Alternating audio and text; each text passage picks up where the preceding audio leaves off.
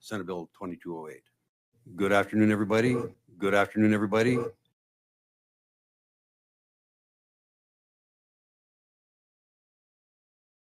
Good afternoon, everybody. Welcome to the Senate Energy and Natural Resources Committee. We're going to gavel in and reconvene.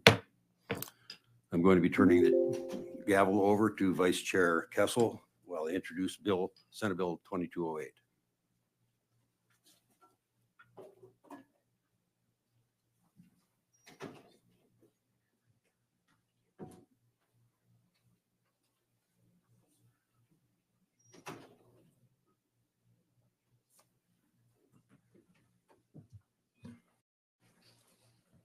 Secretary, can you read the short version, please?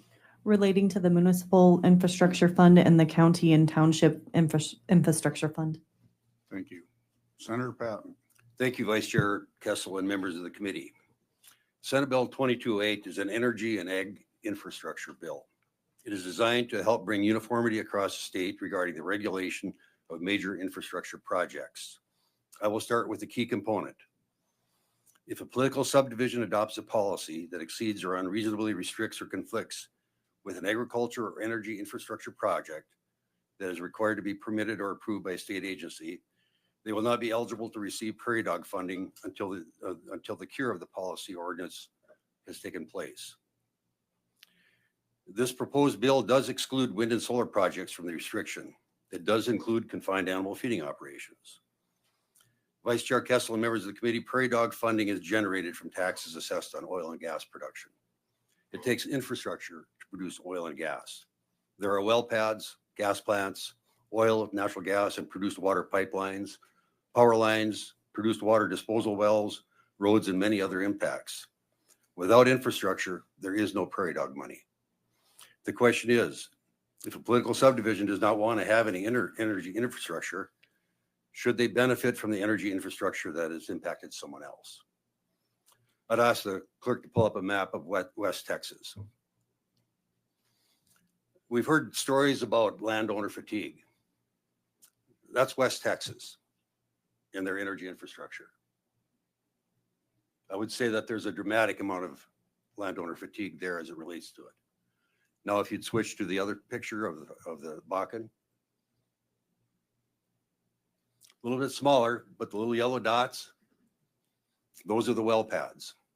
I would argue that North Dakota has done a really good job of limiting the impact of our energy infrastructure, but every single one of those well pads was designated by the oil company and the Department of Mineral Resources. The local planning and zoning boards did not have any choice, and actually neither did the landowner.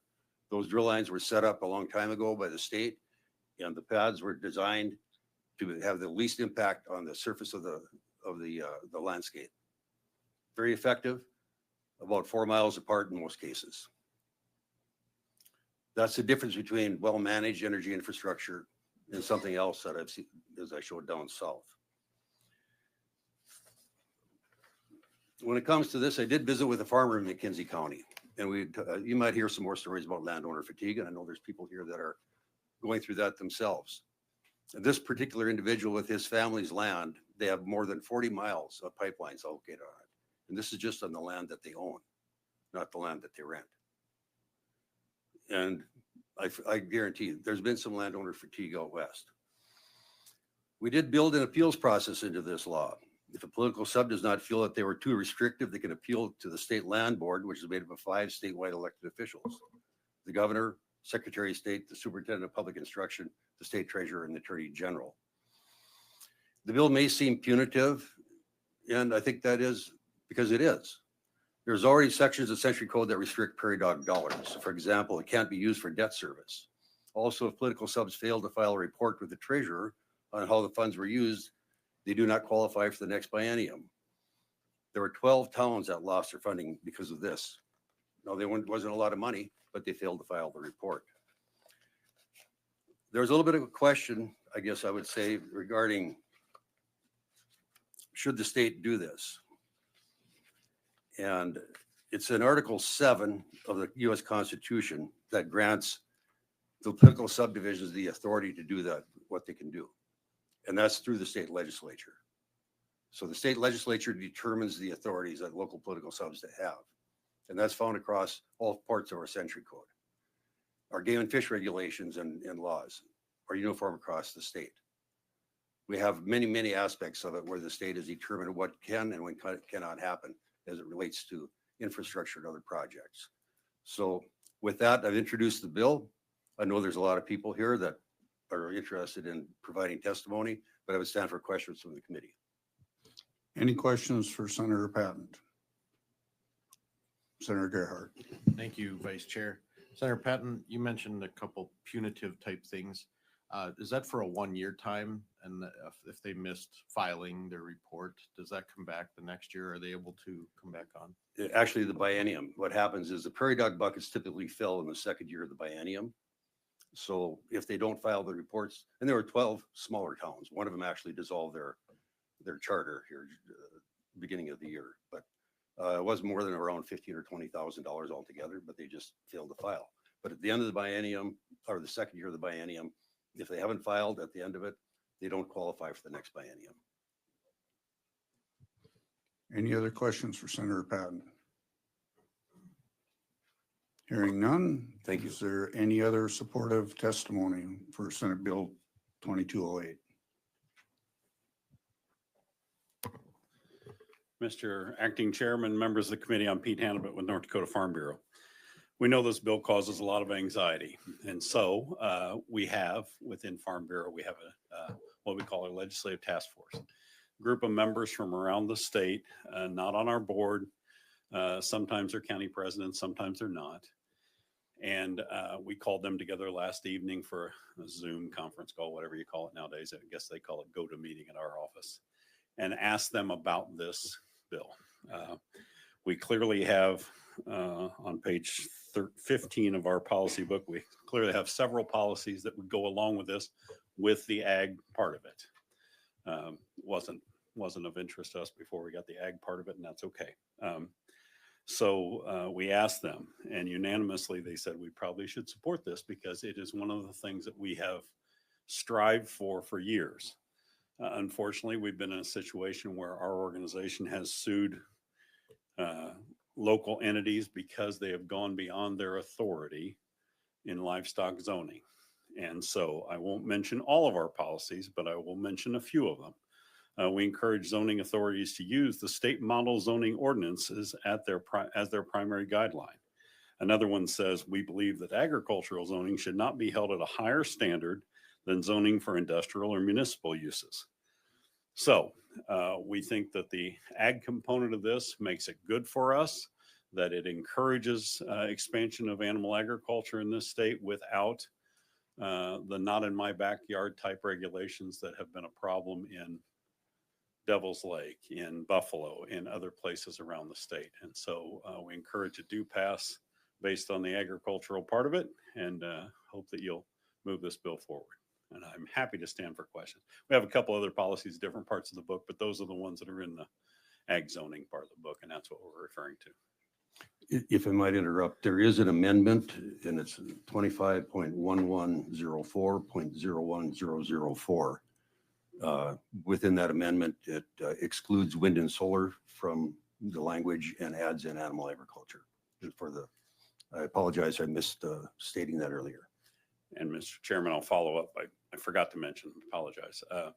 We didn't have everybody on the call last night. I called two of the others, and they both voted in the affirmative with the majority that voted to support this. So we have a clear majority on that committee that says this is the right thing to do. So that's where we're at on this. I'll follow our members' suggestion. Thank you, Mr. Hannah, but is there any questions? Seeing none, thank you. Thank you. Yes. Mr. Chairman, members of the committee, Ron Ness, President of North Dakota Petroleum Council. I stand before you in support of Senate Bill 2208 today. This bill is not about zoning. This bill is simply about the prairie dog bill that was brought forth, I believe, 4 years ago now, which essentially was what should we do with surplus oil and gas tax revenues? Should we continue to share more of them in different ways, or should the legislature share them with cities, counties, townships across the state?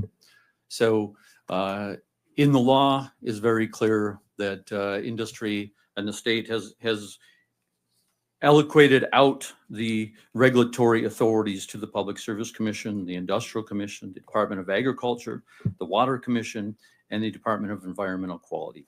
These regulations are established with the expertise in those agencies to know what's best for can take into consideration all of the environmental factors, the public interests, and make decisions on a statewide basis. It is impossible to build linear infrastructure with a patchwork of regulations. North Dakota is an agriculture and energy state. We've got inputs that have to come in, and we've got exports that have to go out. We grow more and produce more than our citizens can consume. So really the essential question of this comes down to, we as industries have a lot of rules we have to follow. And there are some basic rules in place that set the guidelines for the rules we must follow. And should the political subdivisions follow the rules that the legislature established on who establishes these? They can choose not to, but if they choose to adopt policies that clearly restrict, as I handed out a map, there are policies across the state now that are considering a 25-mile setback on power lines or different things. Where do you build anything in this state? This map shows you there's a little sliver in the western half of McKenzie County where there's, sorry, Mr. Chairman, there's not much going on there and nobody lives there, but that's the only place you can build anything in this state. You have to have consistent rules and regulations that are predictable, manageable, and that's how we get things built in North Dakota. We've got great opportunities in oil, gas, coal, but I think that the value-added opportunities that would impact rural areas like I came from that don't have oil, gas, or coal present opportunities, but they're going to need to get things out. They're going to need to build facilities. We had a situation like this in Dunn County a few years ago. Dunn County folks did not like a certain waste facility that was being considered there. That company ended up litigating this against Dunn County. Dunn County lost, and it was very clearly affirmed by the Supreme Court that the regulation of that is established by the legislature for the Department of Environmental Quality. So essentially, I think this is about an acknowledgement of the nearly 20 years now that the Western counties have supported, put up with, maintained infrastructure, their communities, all of the things, the fights that they have had to get oil and gas tax revenues back from the legislature. The money comes here. The legislature decides to give them back the monies. And now, should everyone else share in those rewards when they're clearly going outside the scope of the laws in North Dakota? And I think it's about more than would go back to all those counties, cities, townships, and others who are supporting that, because the reality is we just can't build anything with patchwork regulations like this going on across North Dakota. And I don't think North Dakota's got to get our commodities to market. We got to rely on a lot of other states to send our commodities across them. Dakota Access Pipeline wraps around from Stanley all the way to Williston, down through Watford, down through Killdeer, down through St. Anthony, through Emmons County, but then it goes through South Dakota and Iowa and Illinois and all the way to Louisiana Gulf Coast, to the America Gulf Coast now, which is the best market for oil in the world. And so we had to get that pipeline to the best market for Bakken oil. And we relied on those states supporting the development of infrastructure to get that done. With that, I'd be happy to answer any questions. Are there any questions for Mr. Ness? Thanks. As an additional clarifying point, if a political sub does not receive their money because of this, that money is then split between the other political subs that have not adopted policies that would violate this law. Good afternoon, Mr. Chairman, members of the committee. My name is Jason Borer. I'm the president and CEO of the Lignite Energy Council. I'd like to thank you for the opportunity to provide testimony in support of 2208. Sometimes the lignite industry finds itself caught between the state and the counties who are seeking alignment on permitting and regulatory challenges.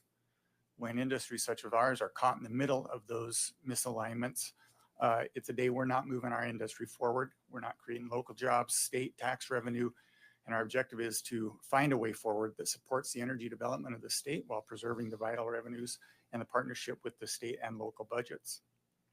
We've long invested in research infrastructure policy development to ensure responsible energy production through the permitting regulatory process.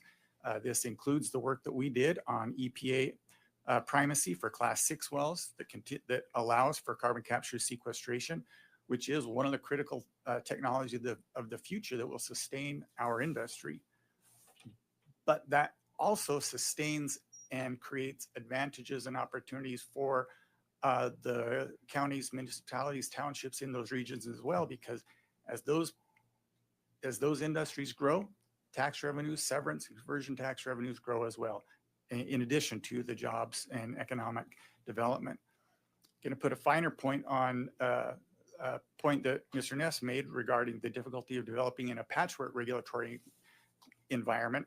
We're also dealing with those same challenges, but we have a time pressure that is on us as well, because the EPA's greenhouse gas rule requires all coal plants to either install carbon capture by 2032 or shut down. Any kind of delay, regulation, moratorium, uncertainty at the local level pushes us closer up against that deadline, which is rapidly approaching, but it also threatens the things that we've talked about for years, like just the reliability, energy affordability on those types of things. And we're trying to be partners in the additional production of Bakken oil as well, to continue to provide the infrastructure that will be necessary for the next phase of that industry. The energy industry provides more than half of all state government tax revenues, with Prairie Dog funding contributed almost $60 million from the oil and gas industry to county and local governments. The lignite industry views itself as a partner through its millions of dollars in severance and conversion taxes with those counties to ensure that those funds create the roads, schools, infrastructure that allow coal country to thrive. This funding may not exist in the future if the critical energy projects we have on the drawing board are blocked or even delayed, decreasing the chances that we can make the investments needed to move our industry into the future. Carbon capture alone, a project may require $1.5 billion in investment, depend on regulatory certainty at multiple levels to move it forward. If the doubt and differences, misalignment between county and states create delay in permitting and create additional uncertainty, that investment will stall, impacting coal, oil, and the state's ability to generate the revenues that fund those essential local services. We believe that this is a tough but necessary conversation. North Dakota must balance local oversight with energy development to secure its economic future. And with that, Mr. Chair, I'd stand for any questions. Thank you, Mr. Borer. Any questions from the committee?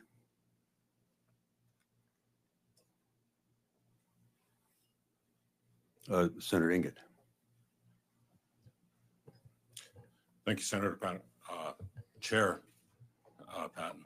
A question for you. So is there a high likelihood that it will be impossible to navigate around the cities? Is this part of the premise? I'm just thinking North Dakota is pretty rural and lots of small towns. So I don't really foresee the problem, but I don't understand what the situation is. So maybe you could enlighten me.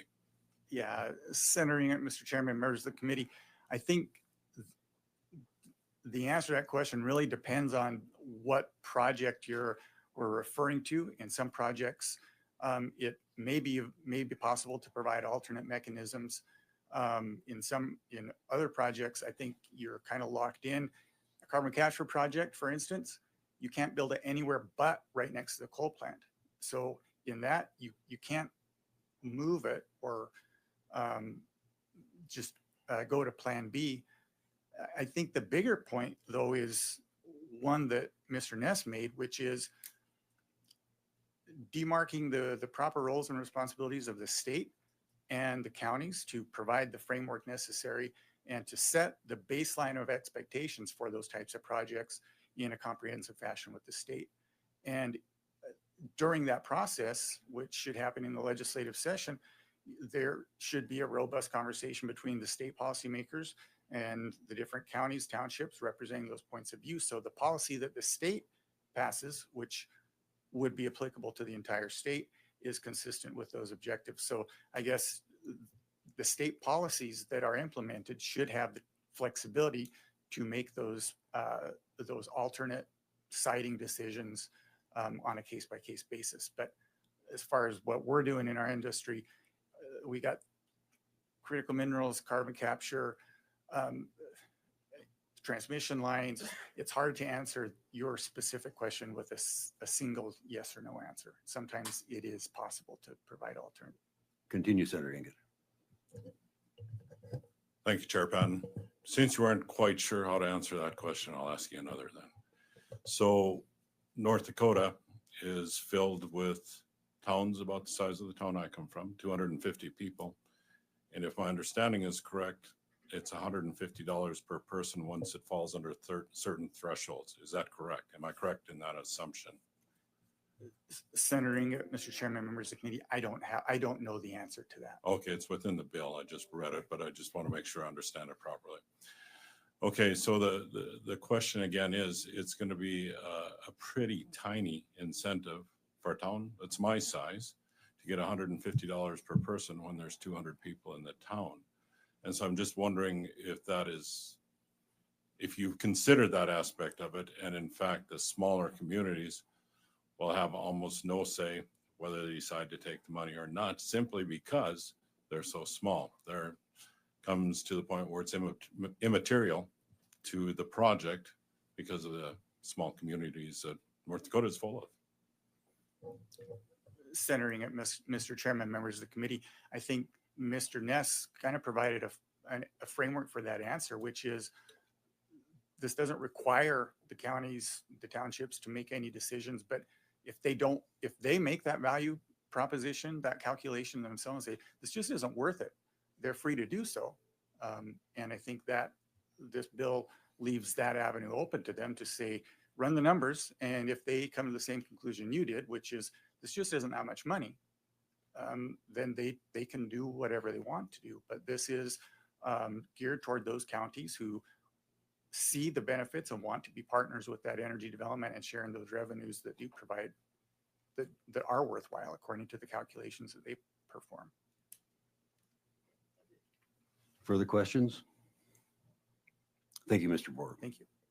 Further testimony and support. Mr. Chairman, members of the committee, I'm Eric Spencer, President and CEO of the Greater North Dakota Chamber. We're here in support of Senate Bill 2208. The future of our state's economy depends on the regulatory certainty that we need to develop the infrastructure of the future. We think this bill makes sense. It's an incentive. It doesn't require anything. It incents regulatory certainty without taking away local control. And to follow the chair's instruction and not repeat the testimony of my two predecessors, I will stand for any questions. Thank you, Mr. Spencer. Any questions? Thank you. Further testimony and support.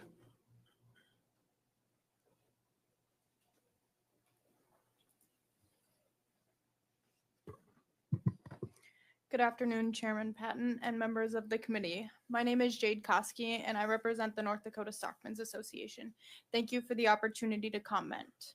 Our interests here today are the provisions of the amendment that relate to animal agriculture in North Dakota. It should go without saying that political subdivisions and others are expected to comply with the law.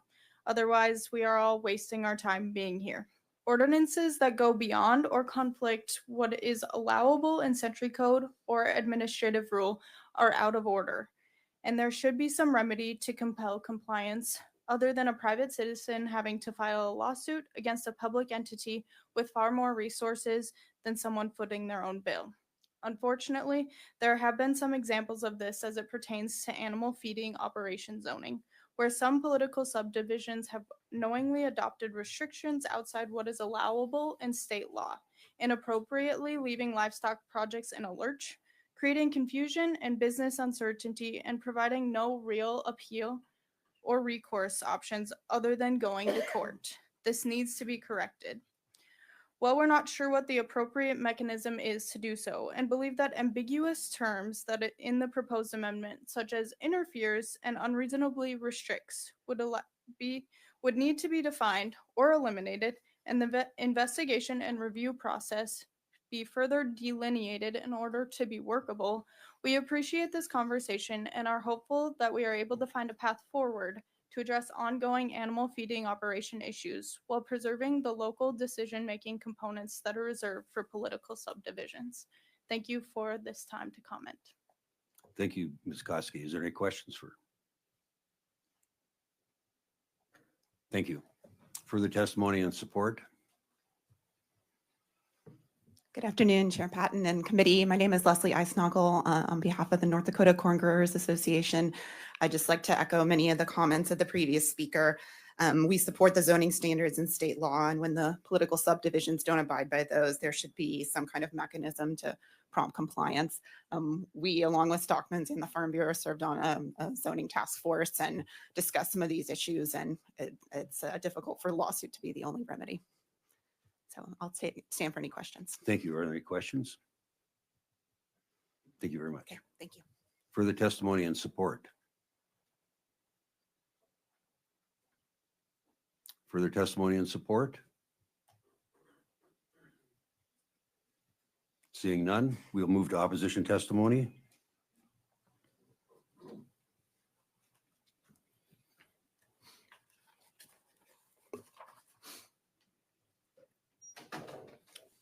Mr. Chairman and members of the committee, I referred my testimony mostly to the energy side. Could you introduce yourself? Oh, I'm getting to that. Yeah. Okay. I'm just going to say I submitted testimony mostly referring to the energy side. Now that I'm aware of the amendments, I think that can be, I'll probably try to add that in here as I go. But Mr. Chairman and members of the committee, my name is Charlie Sorensen. I'm a farmer, landowner, and a mineral owner from Ross, North Dakota. I'm involved in both energy and agriculture. I come to you today with 2 years of firsthand experience in the energy industry as a roughneck in North Dakota and 2 other states. 10 years of experience on my county's planning and zoning board, 12 years experience on my township board, and 32 years of experience farming. Senate Bill 2208 is an unprecedented removal of local control, and it must be denied. I urge all of you to forward this bill to the Senate floor with a do not pass recommendation.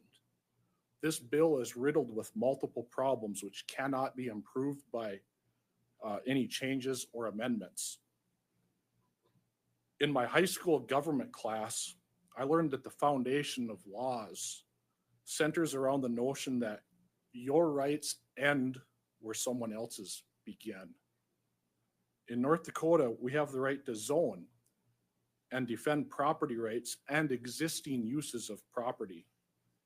Senate Bill 2208 is an attempt to squash these rights, which is contrary to the fundamental foundation of law, while dismantling the legal framework used to shape our local communities and our great state. This bill is filed under the improper chapter of the Century Code.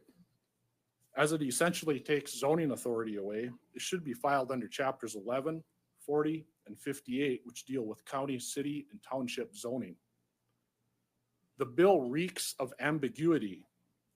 Energy impact or energy infrastructure project is not defined in this chapter. The words interfere and conflict are not backed by any description of what constitutes these words. This lack of definition would only result in unneeded legal costs for cities, townships, and counties, as well as the state, as courts attempt to define them. Assuming that interfere and conflict could also mean restrict, we have a real problem. All areas zoned in North Dakota restrict. Every zoning district has some sort of restriction or restrictions associated with it. A setback is an example of a restriction.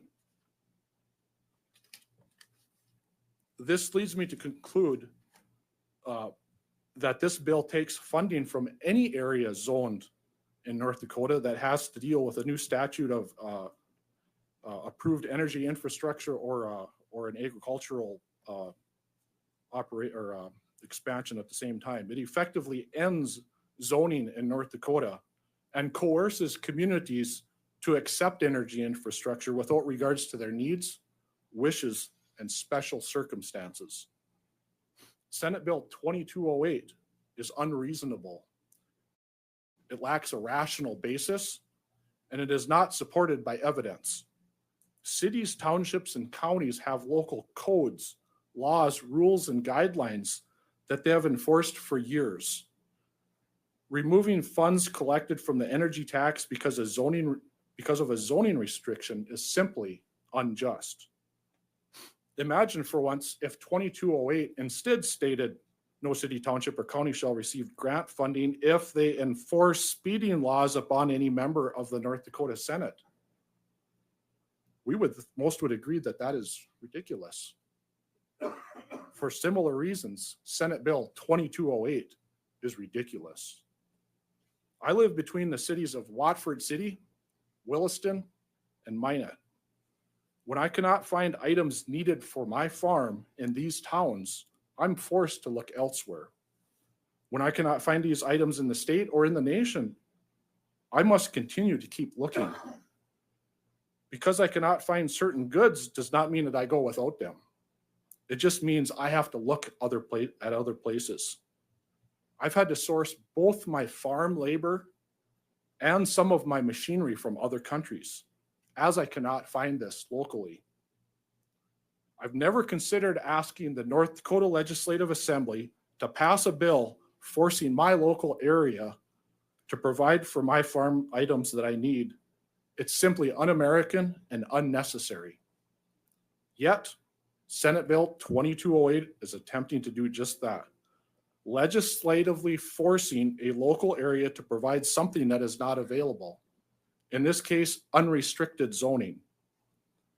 Any industry is free to conduct their business in any other parts of the state or nation or world if they are unwilling to comply with local zoning.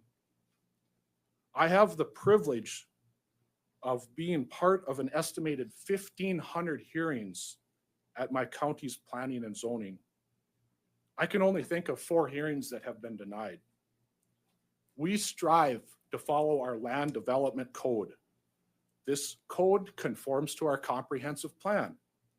And the comprehensive plan that is created publicly by the residents, industry representatives, and any other entity that wishes to participate. After attending all of the meetings for our current comprehensive plan that helped to craft that plan, I do not remember any member representing the state of North Dakota that attended any of those meetings. In my zoning experience, we have worked to approve all projects upon complying with our land development code, and we have approved over 99% of them.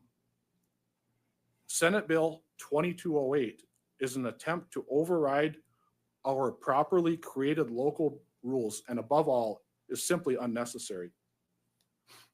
North Dakota Senate Bill 2208 must be denied. This bill is poorly written. It is filled with ambiguity.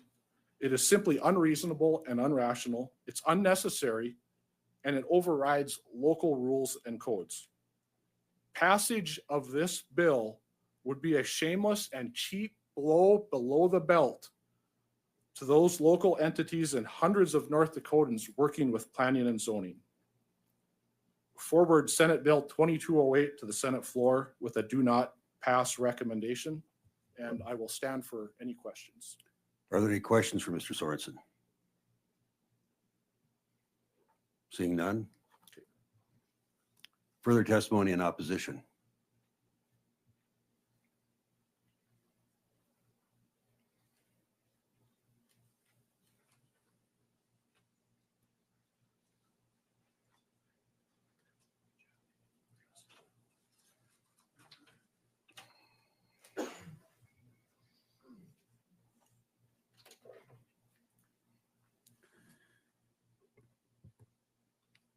Chairman Patton, members of the committee, thank you for the opportunity to testify on Senate Bill number 2208.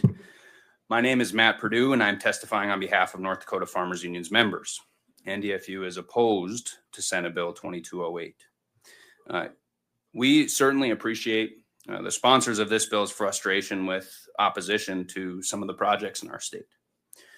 Our priority has been to build healthier local conversations about these projects, and we are concerned that Senate Bill 2208 will prevent that local discourse or limit political subdivisions' ability to respond to their constituents' concerns.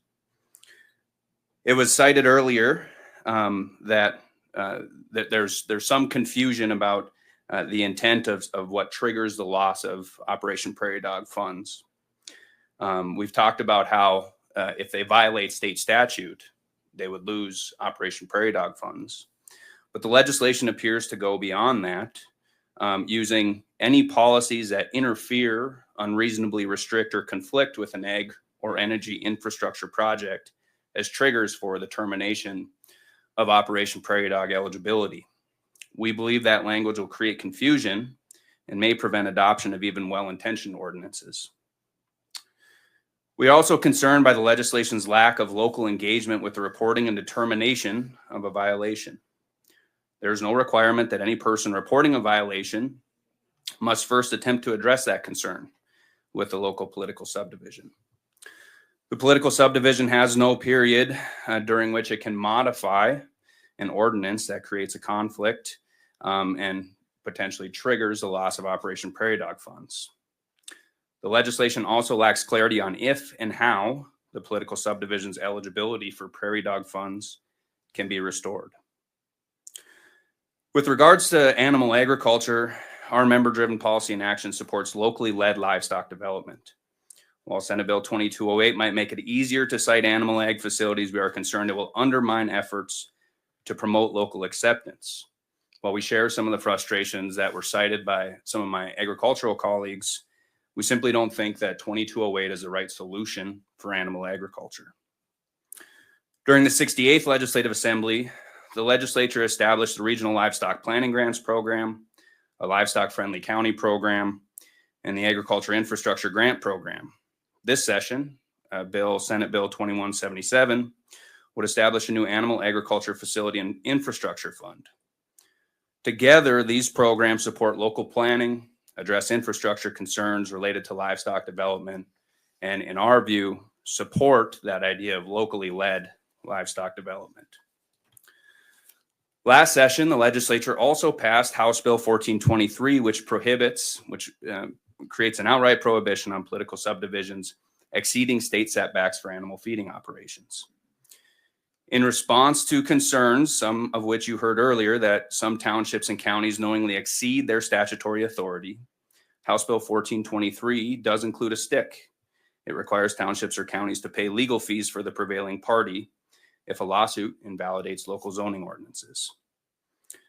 During the interim, NDFU also participated in the Model Zoning Task Force to update the state's model zoning ordinance for AFOs. The Senate Agriculture and Veterans Affairs Committee earlier this session rejected most of the task force's recommendations because they restricted local authority further than the committee was willing to support.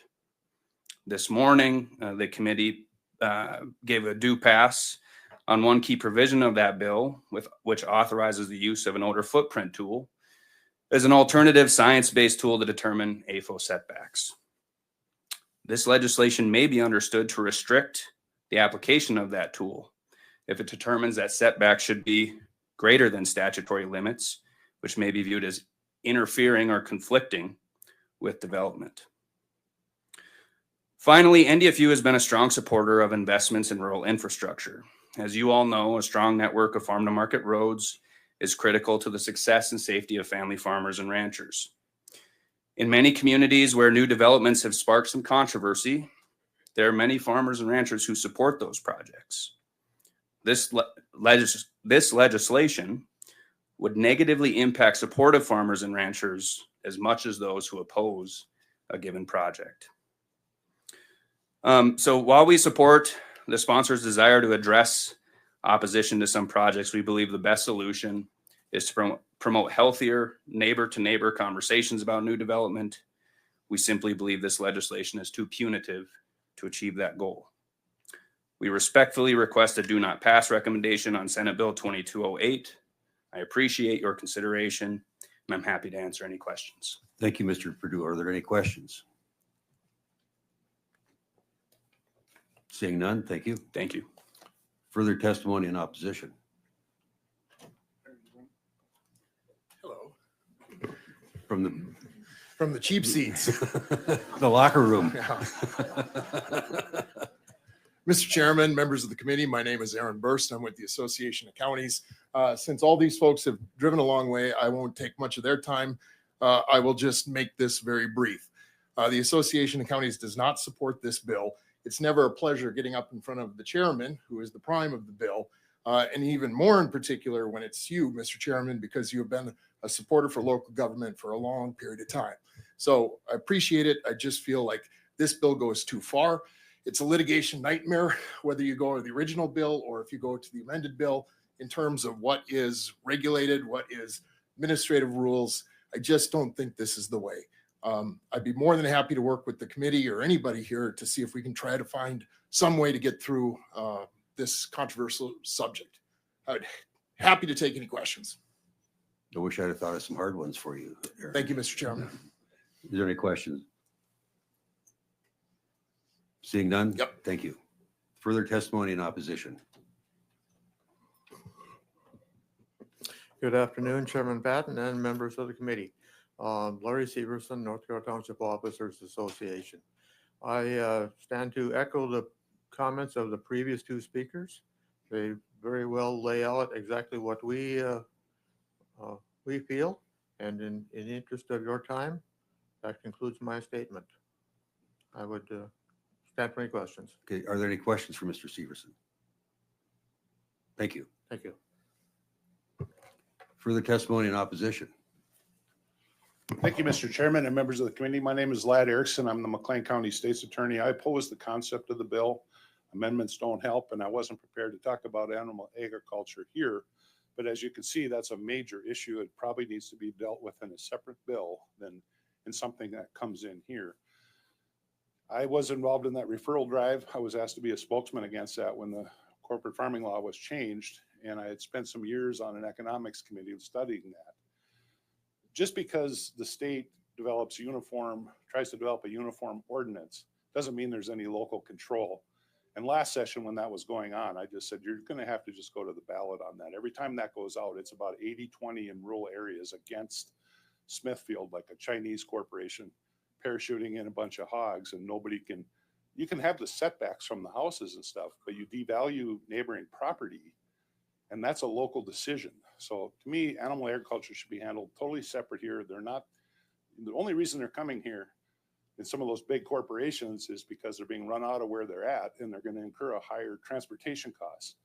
And I would get involved in that again, just to make sure cattle don't get wrapped into that fight, because there is actually value added reasons to cattle. That's not vertically integrated. That's not foreign corporations. Anyway, Mr. Chairman, I believe our constitutional form of government works. We've decided to have citizens get in the legislature and meet every 2 years to address problems. You're going to have problems in your political subs to address every 2 years. You're going to have problems in the judiciary. You're going to have problems with what some state agencies are going to do. And we have a process to address that if there are political subs that are beyond the scope. In the interim between legislatures meeting, we have an attorney general's opinion process that binds the subdivisions. Some of the testimony, Mr. Chairman, I just a little critical of your map about the oil patch and how these have come in. That doesn't reflect the attorney general's opinions and the things where the industrial commission put wells right on section lines that farmers and ranchers need in Montreal County. And some of those other issues, because there isn't local control over who else uses these places, and they just block stuff out there because there's no local zoning on those. So it's not all reflected that everything the state does it works. And I believe you can cite criticisms of things that counties and townships and stuff do in zoning, but those are correctable measures. You've corrected pipeline law. You've got transmission law. This idea that some counties or somebody are creating 25-mile setbacks or something is already addressed in those specific laws. And you have a bill coming over here, 1258, on transmission to clarify some of those rules. That's how to address problems in the political subdivisions. I've heard about this bill all session, Mr. Chairman, and people tell me, well, it's a messaging bill or something like that. But the problem you have when you do a ton of planning and zoning in energy counties, like McLean County, is you're not sending the right message. here. You're not sending it to us in the counties and the townships at all. You're creating a direct message to your constituents that their concern over the value of their property and the use and enjoyment of it that can be diminished by something new coming next to them, where they're going to deal with the noise and the dust and those other things, that now their state's attorney can get involved with that company and minimize that stuff for them and let them have a voice. There's a lot of frustration out there with this repeated thing of going to those same landowners. My county has been a tremendous beneficiary of the lignite industry. Good main streets, lots of development, but at the same time, everything is always on the back of those landowners for power lines and pipelines. It's always the same people paying that price, and their local officials get involved to mediate out concerns, and at sometimes put some costs on those projects. There was a Minn Kota power line that went from Center to Grand Forks that we made 3 turns in because of local concerns. It cost Minn Kota about another $600,000 to get through there with those 3 turns. But farmers that already had 2 power lines on their land and other things were listened to. And through their local zoning, we were able to get successful power lines through. We just zoned in a 345 line for Basin. And it goes up to Tioga from Leland Olds. That started with 6 corridors. All the landowners signed petitions against it. County officials got involved, worked with Basin, who was wonderful to work with, added cost to the project. And through our working with them, we turned over a project to the PSC that probably won't have anybody in the room. Lots of pain was done on the local end getting that through, but that's our role, is to be a voice on these projects, Mr. Chairman. So I would ask the committee to reject this bill, the premise of this bill. Just one other thing, I was going to get more into this, but I want to stop. But just so you know, in the last 4 or 5 years, McLean and Mercer County have done some moratoriums on energy projects, and we've done some zonings. Our coal operation was, the operator from out of state was going to shut down Coal Creek in 2 years, shut down the Falkirk mine. That brought out the potential for transmission. So Mercer and McLean were inundated with wind and solar, and they were trying to put things right on top of lignite deposits, block coal mines, block any development. And it was surreal to me. The state had no power in there except for some county commissioners that put a freeze on things to let our political establishment look for some other alternatives. We were chastised by the Power Commission. We got on there as anti-business. Our Ag Commissioner was chastising us in public for doing that. And during that process, Mr. Chairman, Rainbow came forward with a proposal. XL tried to trump them, and the only way XL could get any value out of that power line is if we were willing to zone in a gas plant to regulate the voltage. And we just were very clear, no.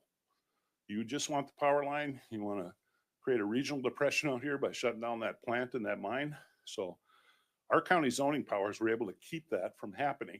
And I could go on to the hydrogen hub, which was $90 million that came back to the state because that project was destined to fail, never got vetted. I'm hoping some of those things, some of those projects change now, where the new governor actually lets his people vet those projects before they go to the podium supporting them, because then the Bank of North Dakota and others can't vet the projects. We had to do that locally to find out that project had no chance of success, and the $90 million came back last session to the legislature because of that. So what this bill is telling Mercer and McLean County is, you guys that have used your zoning powers to keep the $6 billion lignite industry from becoming a $3 billion industry, cutting half of it out by blocking coal mines and saving a plant. One of the problems with the hydrogen hub was it took the carbon pipeline that goes up to Tioga and reversed it with wet gas. And we had a PhD chemical engineer that's retired from out there. So that's going to rot that pipeline out in about 2 years. It's going to create carbonic acid, and that will be gone. We showed that to the state. They didn't think of that, but that just ruined that. So if you look at what we've done with our zoning powers, we brought $90 million back to the state last session because we got involved. We kept a major industry at whole, and we kept infrastructure in the ground that's could be very well needed in the future for enhanced oil recovery. And what you're saying to us is, if you guys keep doing that, we're going to take away your road funding. I think the premises here are wrong, Mr. Chairman. You have ways of addressing problems in political subs, and I know they're out there. There's activists that get involved in planning and zoning, things like that, but we have mechanisms in place. This bill is unnecessary to take away what you're doing here. If this is a messaging bill, Mr. Chairman, the message here is the legislature and industry want a direct messaging battle with your constituents. You don't have, none of you have one constituent that does not want to be heard if something's going to affect their property values. Despite the limitations, their state's attorney should be looking at the AG opinion and say, this is the limitations of what we can do, but we can try to do some things to keep your property enjoyment to where it is in values. And this idea that you want to go to, okay, you people that have a concern have no local voice to come in with the state's attorney and others that can bring in the industry people and say, this is a problem. These people have legitimate points about the value of their property. We need to make some adjustments in what you guys want to do at the state. The state's very big into the slogans on this stuff. It's business friendly and that, but they're not real good at preserving property values when they try to bring in new things. That's a local function. So the message here is really, if you're going to do this kind of thing, just get the counties and townships out of it and you just fight with your constituents yourself. But we try to be the mediators to develop good, solid energy projects. And your political subdivisions, Mr. Chairman, over the past decades have added billions and billions of dollars in wealth to North Dakota by how we plan and zone property, bring in projects orderly. And I don't think there's this type of problem that needs to be fixed, because essentially there's some controversy over one pipeline. So we're gonna just nuke the whole constitutional system of addressing these problems. So I'm a little passionate about this amount of work we've done to save the state's industries through planning and zoning in the last few years. And I'd be happy to answer any questions. Thank you, Mr. Erickson. Are there any questions? Seeing none? Thank you. Thank you. Further testimony in opposition.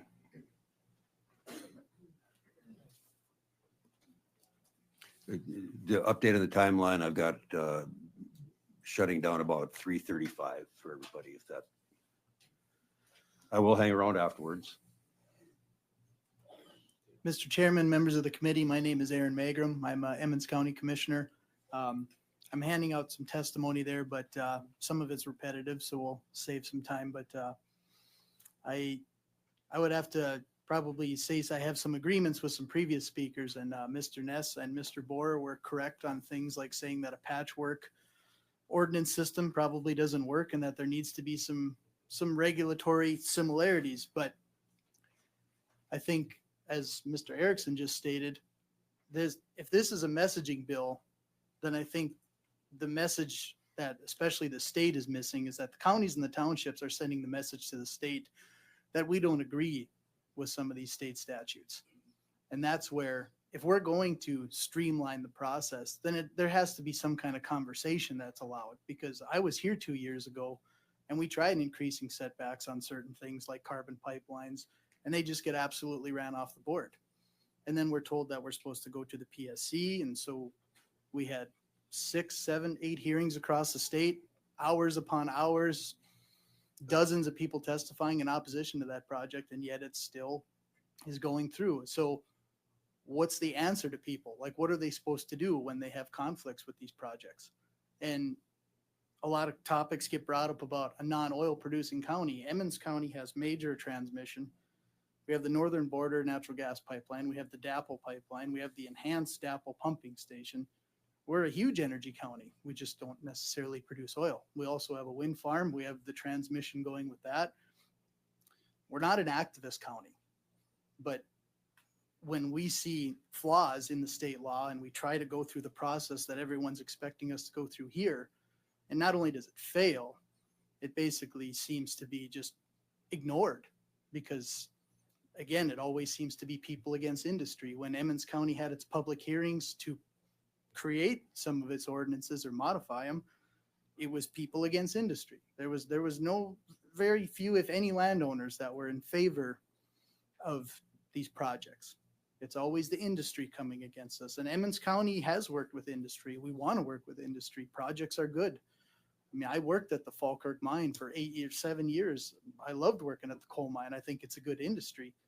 but I don't think that good industries and creating wealth should always just supersede property rights and people's opinions. And that's where me as a county commissioner and my fellow people, we stand with that. So an example would be Emmons County that passed an ordinance where we had a 1.5 mile setback for a carbon pipeline. Maybe that's too far, but the hope was that that kind of echo would get here and it would go, wow, the 500-foot setback is maybe not enough. Maybe we need to look into it and meet in the middle, but we never get that kind of recourse.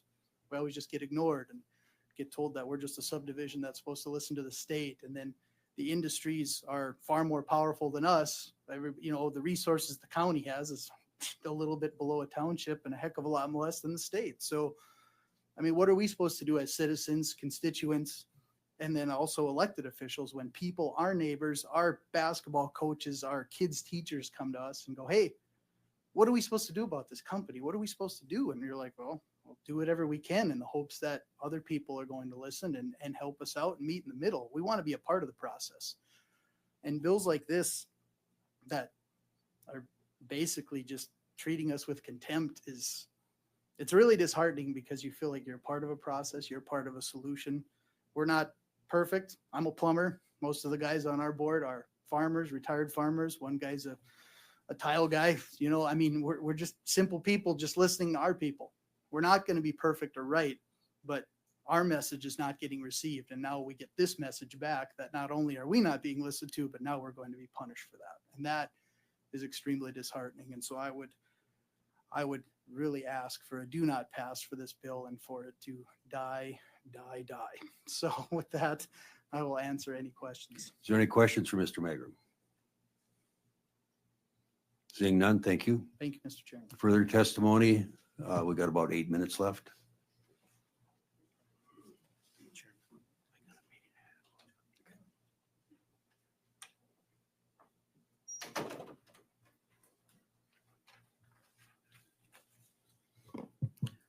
Chairman Patton, committee members, my name is Troy Coons, representing the Northwest Landowners Association. We have hundreds of farm and ranch families across the state of North Dakota that we represent. This bill is not exactly a property rights or landowner issue, but we feel compelled to speak against it because our members look to their local government as their most direct and responsive form of government. Members of our board have often been township officers and have served on their local governments in other ways. We support local governments and believe that's the government that is the closest to the people, knows their people the best. This bill seems like it's intended to punish local governments by removing their ability to get grant funding and serious infrastructure money. We would rather see the energy infrastructure promoted in other ways that do not potentially put our local governments at risk. If our local community leaders pass an ordinance in response to the concerns of their citizens, that shouldn't put them at risk of losing critical infrastructure funding because someone decides it's interfering with the energy infrastructure project. There must be a better way to promote energy infrastructure with less risk to our local communities. I didn't pre-file this. We didn't know if it was a place for us, but I heard back from lots and lots and lots of members that just felt like the most responsive government is your closest government, and they understand the wishes of those people. Then I'll stand for questions. Thank you, Mr. Coons. Any questions? Thank you. Further testimony in opposition? Mr. Chairman, members of the committee, for the record, my name is Dustin Geverlow, Managing Director of the North Dakota Watchdog Network. I'm going to be very quick so that some of the citizens can speak here. One thing, Senator Engett, your question about the dollar amount on this is very low. That's because this is the type of bill, it gets into law and then they can amend it in future sessions and make that price tag higher so that it's different. It's just kind of getting the camel's head under the tent, as they say. I would warn, this is my 10th session doing this, and This is the first session that I've seen any interest at all, good or bad, by the legislature to try to restrain or limit local government at all, whether it's on property taxes, anything. It's always been kind of a third rail type of thing. Now, all of a sudden, this session, you've got a scenario where I'm on the same side as the local governments, which has never happened before. That's unusual. And you've got citizens that are very concerned about this on multiple different issues. Last night, I attended a meeting down in Edgeley with a group of 200 citizens on an issue that I wasn't even aware of. And, the reporters called me up and said, do you know who's putting this this event on? And I said, no. And I said, if I don't know who's doing it, that means it's genuine grassroots. I would urge you to look at the model of South Dakota in the last year. They passed a law in the session to restrict local control at the county level for zoning and other issues. The citizens rose up, did a referral, put it on ballot, struck it down, and they took out about 20 incumbents at the same time. This is not the route to go down. If you want uniform laws, work with the local governments to create uniform laws and be done with it. But to try to create a situation where you're going to blackmail the local governments because they are representing their constituents, you don't like it when the federal government does that to you. The state of North Dakota sues the federal government over and over when that happens. So if you want to go down that road, I think you're rolling your dice.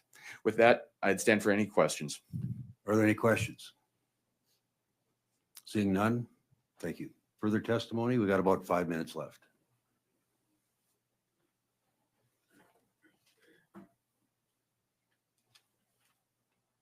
Good afternoon, committee chairman and members of the board. I'm Craig Miller from Emmons County Commission. And I'd like to state why I came to North Dakota. My wife and I moved to North Dakota almost 20 years ago. We bought a dairy farm and continued our operation. And we moved here for the clean air and the rural lifestyle we both love. We love this state and our local community. And that is why I became a county commissioner. Senate Bill 2208 is bad legislation. It takes away local control. It goes against the Century Code of North Dakota. Century Code 1133 states that commissioners have the responsibility of keeping our residents safe for the purpose of promoting health, safety, morals, public convenience, general prosperity, and public welfare. It also states the location and use of buildings and structures and the use, condition of use, or occupancy of lands or residence, recreation, or other purposes. 1133-03 is object of regulations. These regulations shall be made in accordance with a comprehensive plan and designed for any or all of the following purposes: to protect and guide the development of non-urban areas. Number 2, to provide for emergency management. Emergency management means a comprehensive integrated system at all levels of government and in the private sector, which provides for the development and maintenance of an effective capability to mitigate, prepare for, respond to, and recover from known and unforeseen hazards or situations caused by an act of nature or man, which may threaten, injure, damage, or destroy lives, property, or our environment. Number 3, to regulate and restrict the erection, construction, reconstruction, alteration, repair, or use of buildings and structures. The height, the number of stories, and the size of buildings, structures, the percentage of lot that may be occupied, the size of courts, yards, and other open spaces, the density of population, and the location and use of building structures, and land for trade, industry, residence, or other purposes. Number 4, to lessen government expenditures. And number 5, to conserve and develop natural resources. These regulations shall be made with a reasonable consideration, among other things, to the character of the district and its peculiar suitability for particular uses. The comprehensive plan shall be a statement in documented text setting forth explicit goals, objectives, policies, and standards of the jurisdiction to guide public and private development within this control. To pass this bill, the Century Code must be updated. At the PSC hearing, Chairman Christman stated that the PSC does not have the authority to control safety. Well, then who does? It's the county, as stated by the Century Code, which you have just heard. Senate Bill 2208 is a power grab for out-of-state interests. The sponsor of this bill are not looking out for the safety of North Dakota. They are turning North Dakota into an industrial dumping ground and turning our landscape into an eyesore at the expense of our residents' safety. Is eminent domain going to be used on any project a property owner doesn't agree with? So in closing, I would ask you to carefully consider the choice you have before you: a safe North Dakota or a dangerous eyesore. I heard this quote this morning: "The sheep live in fear of the wolf, only to be eaten by the shepherd." I stand for questions. Are there any questions? Hearing none, the time allotted has expired for the opposition. Is there any neutral testimony from a state agency or commission?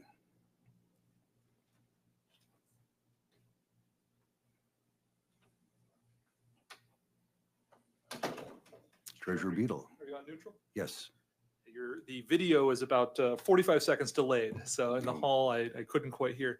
So I apologize. Mr. Chairman, members of the committee, for the record, Thomas Beadle, North Dakota State Treasurer. I'm here in neutral on the bill. I certainly understand the intent of the bill. We've gone from NIMBY as a not my backyard to bananas, build absolutely nothing anywhere near anything. And that's a problem that's happening all the way around the country. So I understand the intent to work to address it. I only came down here in regards to, as the bill was originally drafted, which I understand there's an amendment, and from the draft I saw, my concern is alleviated from my office perspective. But in terms of a trigger for when we know if an ordinance is in place that would be in violation of law, our office is not staffed equipped to do that. I understand the amendment now has a separate agency involved with vetting those ordinances, determining that, and then notifying our office accordingly.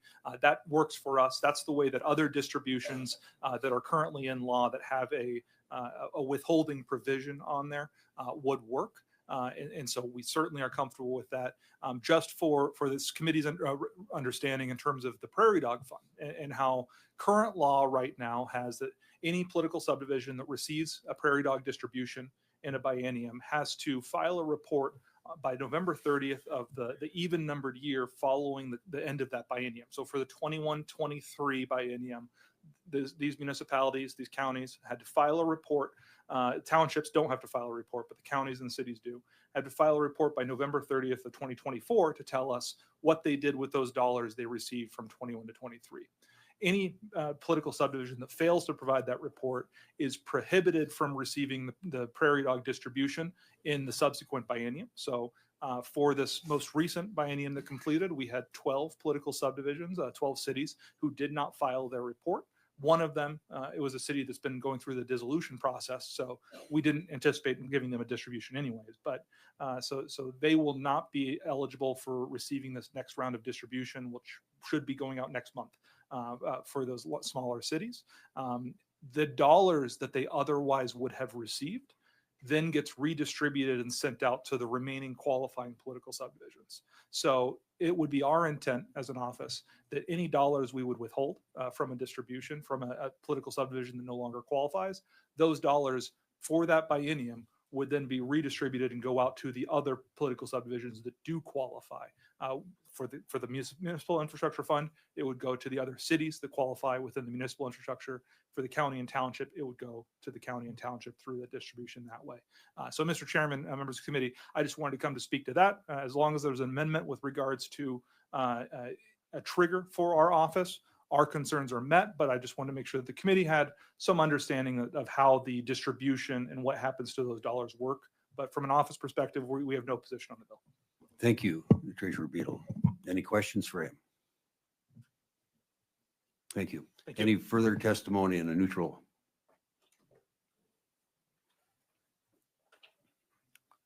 Seeing none, we will close the hearing on Senate Bill 2208.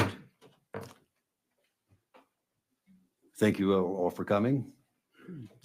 Appreciate the way you handled yourselves.